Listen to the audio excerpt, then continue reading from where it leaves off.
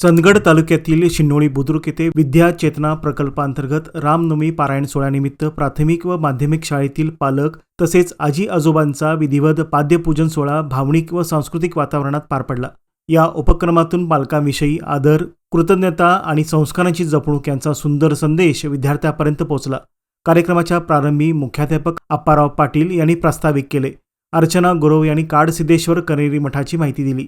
उपस्थित मान्यवरांचे पुष्पगुच्छ देऊन स्वागत करण्यात आले। मुले हीच आपली खरी संपत्ती आणि आधार आहेत।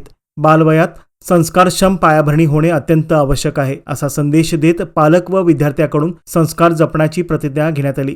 यावेळी कनेरी मठाचे शिक्षण मित्र, तालुका निरीक्षक यल्लाप्पा पाटील, शिवाजी चव्हाण, अजित कांबळे, अर्चना गुरव, अनिशा गुरव, सरोज अतिवाडकर यांच्यासह इतरांनी भावनिक प्रबोधन करत विधिवत पाद्यपूजनाचे आयोजन केले। तसेच कुमार विद्या मंदिर व राजश्री शाहू विद्यालय शिन्नोळी बुद्रुक येथील एन.टी. फाटे व शिक्षक वर्ग यांचीही प्रमुख उपस्थिती लाभली। सीमा कवी व शिक्षक रवींद्र पाटील यांनी मनोगत व्यक्त करत आईविषयक भावस्पर्शी कविता सादर केली।